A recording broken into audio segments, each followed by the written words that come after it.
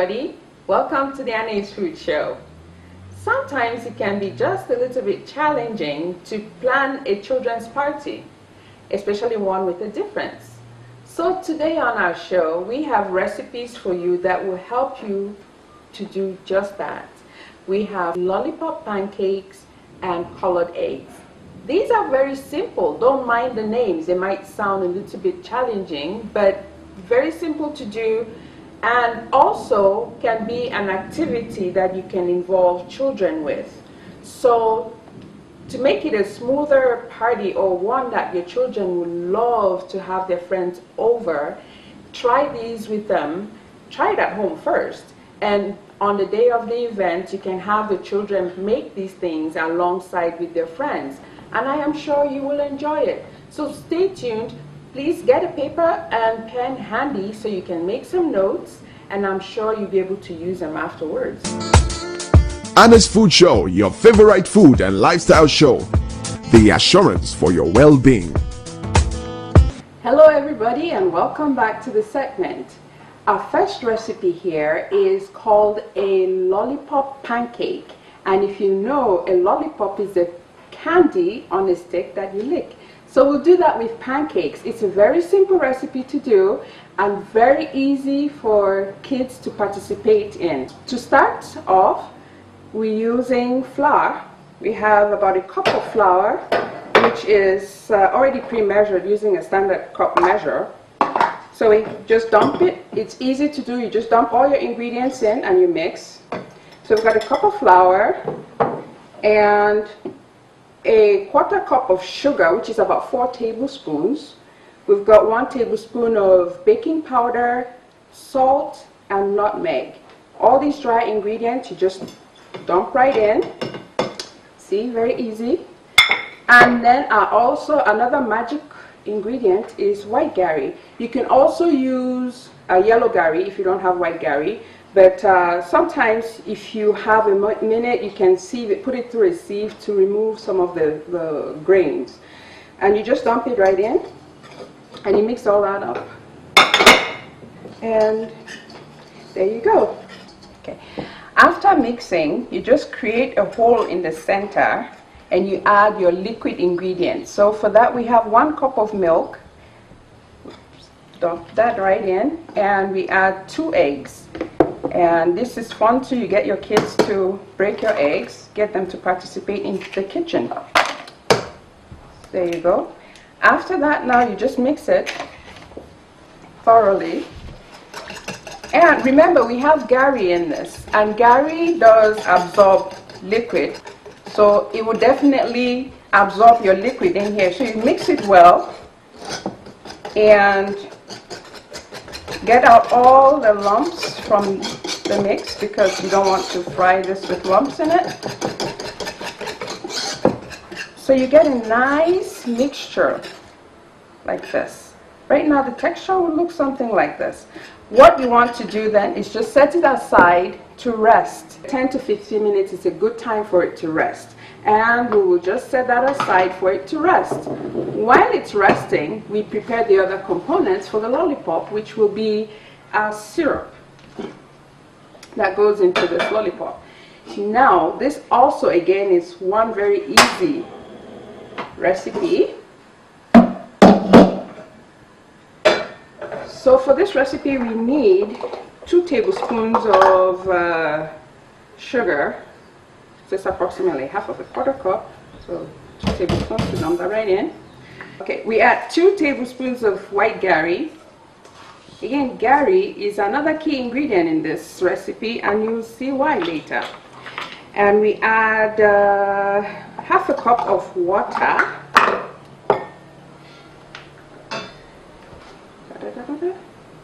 Okay. Honey is optional. If you like, you can add some honey. You had about 2 tablespoons. So this is probably approximately 2 tablespoons. It just gives it a nice rounded flavor when it's all done. And we add another ingredient which really makes this fun for kids and for adults also. So we add a drink, actually like a grenadine drink or anything red. Red seems to be a favorite for children. And with that, we're just putting about, pour gently so your foam doesn't get in the way. There. About 1.5 cups, 2 cups. There you go. And with that, you just stir it all up together. And you stir. Gari now would act as a thickener. And there are other starches that can thicken, but the interesting thing about Gari is that it would thicken, but it would be clear. If we use flour, it would thicken, but it would be paste, it would be sort of cloudy, whitish looking. It will not have that clarity. So by the time we're done with it, it will look like grenadine syrup, just thick. So you just stir it and you bring it to a boil. You continue stirring so it doesn't stick to the bottom of the pan. You can actually leave it, but the danger is that it could stick to the bottom of the pan. So it's something fun for your child to do. Actually gives them ownership of having prepared the recipe for their party. So you know when you're preparing Gari with hot water, it also swells. That's the same thing that's happening here also. So this would swell up, and you'll see the Gari grains, but that's okay, it's not a problem. Now the interesting thing is you can also make the same thing with pamplemousse, with whatever drink you prefer. You still need the same thing, you just change the flavors, change the drink, you will still carry on the same way. Red just seems to be a favorite color for children and for me. We'll just check. It's still a little bit on the thin side, but if you can see how it's dropping, it's beginning to thicken. So you just cook it until it drops, kind of make some thick drops off your spoon, and it should be set.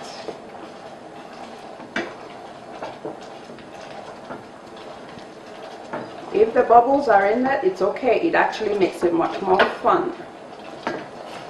So there you go.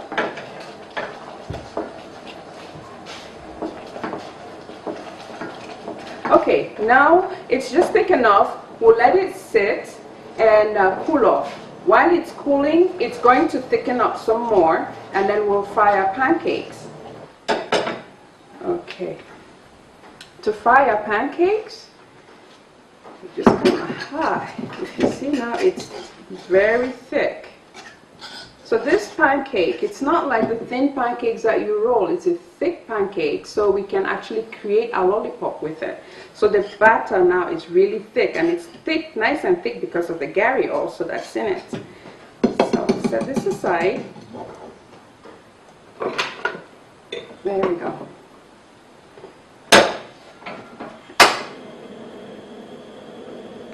Now when doing pancakes, it's good to have your pan very hot and your flame low, very low, because it's a pancake, meaning that it's baking in a pan. So if your flame is too high, it will burn easily. Oil it lightly, and here's a trick to do this.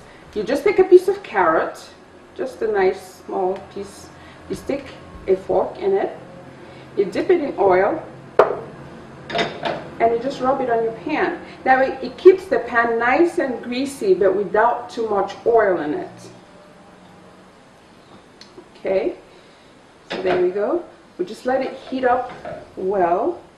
Now with the hot pan, you just want to put your hand like this to see how hot. If you cannot stand this heat right here, then you know it's really hot. Therefore you cannot stand the heat. I can stand this heat, so my oil is not quite hot enough. So now it's beginning to be very hot. Okay. So then what you want to do is you take about a tablespoon and you drop it right there in the center. It makes just a small pancake, and you see the bubbles are beginning to come up. Now, to know if it's ready to flip over, When the bubbles open and actually stay open, it's ready to turn. So it's actually opening and holding.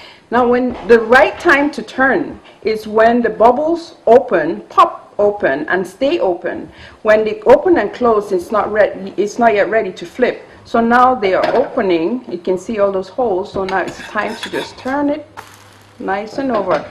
A little bit brown on the side. So that's why you have to be sure you keep your flame really low so that it has time to cook and rise. It's a pancake, and therefore it would bake on the pan. Okay, so now when you flip it over, it doesn't take long. You just test it with your hand and it should bounce back and it should be ready.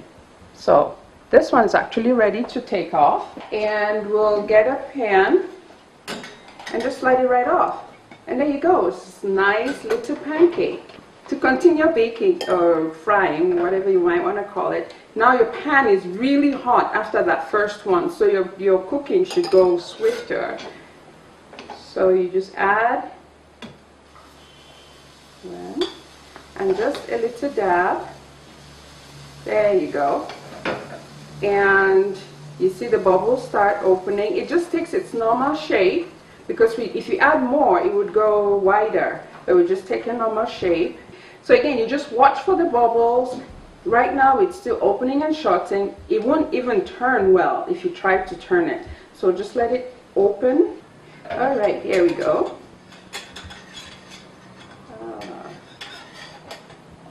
There. So with that, you just continue frying until you have your whole batch fried. And touch it, and it's nice. It's important that it's really cooked through for your lollipop to take its shape. So now this is done. We'll take it off again. And if you have young children, actually this is a fun thing for them to do. So they really take ownership of their party, and they actually prepared their stuff for it. So we'll go ahead and build the lollipop with what we've fried so far. To make the lollipops, we need these sticks, or what we call soya sticks. So we would use these. Okay, to do the lollipop, you just take your pancake and you take the stick or your soya stick, wooden stick, however way you call it. You just insert it, try to do it right in the center of the pancake so it keeps it nice and firm. So look, so see your pancake. And you do that with the second one. There you go. Now we go back and look at our syrup. It's nice to do this when it's just a little bit warm, because it's fluid. When it gets too cold, it gets really thick and it's difficult to get on the pancakes. So we'll just set the spoon off. Just use a normal tablespoon, and you just drizzle the syrup over the pancake. See, this is why it's very important to make sure that you centralize the stick, so that when you put the syrup, the pancake doesn't dance too much. There we go. Now it looks red like a sweet. So, except this one you actually eat and chew it, whereas it's a lollipop, you lick it. So, and really this is all it takes to do pancake lollipops, and fun for children, fun for, well, for adults even, because I actually do enjoy these myself. And it's a fun way to eat a pancake, and a fun, actually, for some children who have a hard time eating breakfast, something like this would really get them into eating. You always have to make food fun, especially for some children that are very picky or fussy about what they eat. Make it fun and they'll eat it. And there we go.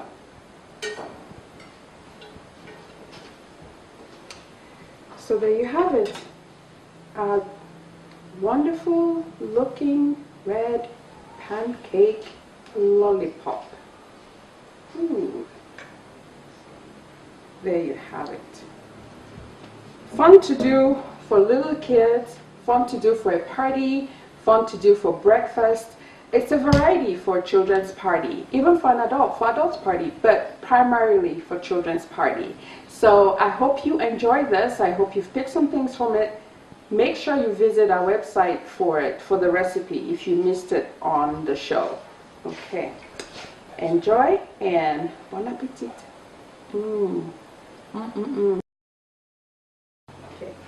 Our next recipe is called colored eggs, and it is something that is fun to do, especially again for children's parties or for events where you have adults and you have to give them something to take away or a little snack. But it is also very easy to do, and something that you can do in large quantities or small quantities is all up to you. All you need are three simple ingredients. First of all, you start with your hard-boiled eggs. Make sure they're boiled totally cool before you work with them. Just don't think that you can boil it and color it right away. It will not work. Make sure that it's totally cold before you work with the eggs. Then you need water, you need vinegar, and food coloring. Today we are using blue and green color for our eggs. We already used red for the previous recipe, so we have a lot of colors on earth, so we might as well use them all. So this is really easy. We just pour water into our bowl. Make sure you use a bowl that is deep enough and can hold all your eggs that you want to use. There you go. And we would add just a tablespoon size. This is very important. Without this vinegar, it will not work. About 2 tablespoons in each. And keep in mind, the more you do, the more water you have, the more vinegar you add. So approximately half a cup of water to 1 tablespoon or 1 teaspoon rather of vinegar. So you want to make sure that you have your proportion, well, somewhat close. And now for the color, starting with the blue, we just do a few drops in the water. There you go. More than a few drops there, but the more color you have, the better your eggs would look. So now we have our color, and in blue, we have got nice blue water, and we put in probably about 3 eggs for this bowl. You want to make sure that they're fully immersed in the water. So our bowl is a little bit on the shallow side. So because it's a little bit shallow, you just make sure that you keep stirring it. If you see that they're already picking up the blue color. Okay, so you just do that, and from time to time you turn it, make sure that it's beautifully coated. So dry off our spoon so we don't mix the blue and the green.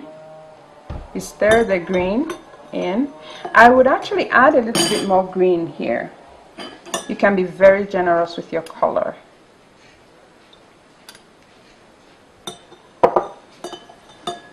So get a nice deep green color. Okay, after you have your eggs in the water, you just keep blessing it with the colored water to make sure that you get a rounded color. So if you notice already, the eggs are changing color. This one is picking up the blue nicely. And check the green. The green is also coming along, but it would take its time because we're using a green color that is not quite so strong, so to speak. So what we'll do now is we just let the eggs rest in the water, and from time to time we toss the water over it to make sure that the whole egg is completely covered in color. After we've let our eggs sit for about half an hour, you can see how beautifully changed the color is. And now it's blue. So depending on how intense you want the color to be, you can leave it sit longer in the pool of color. So we'll just go ahead and take these out and just let it dry on this towel. So you can use just as many different colors as you choose, And actually when they drip dry, you can even decorate them if you like. So these are nice blue eggs. So now we've got our green. Again, as I said earlier, it seems as though our green color was a little bit on the light side. So our green is not so intense. But also keep in mind that the eggs are already brown. So that's one color already. And adding another color on top of the brown color makes it difficult to color properly. So you may want to intensify the color if using green. Red is also another great color. Yellow would be challenging to do with brown eggs. So if you have white eggs, it would be great with, you can use yellow. But that's all it takes. Actually very simple to do. You just, again, start with your eggs, put them in the water, vinegar, and your eggs. And that's all it takes to get these nice colored eggs. So enjoy them, and great gifts for guests. Aneh's Food Show, your favorite food and lifestyle show. The assurance for your well-being. Well, I hope you were able to get something from the two recipes that we just made, colored eggs as well as lollipop pancakes. These are two very simple recipes, as you've seen, that you can do for a children's event. So I hope you get cooking. We'd love to hear back from you, and feel free to check our Facebook page and drop us a note. Thanks for watching. Bon appetit.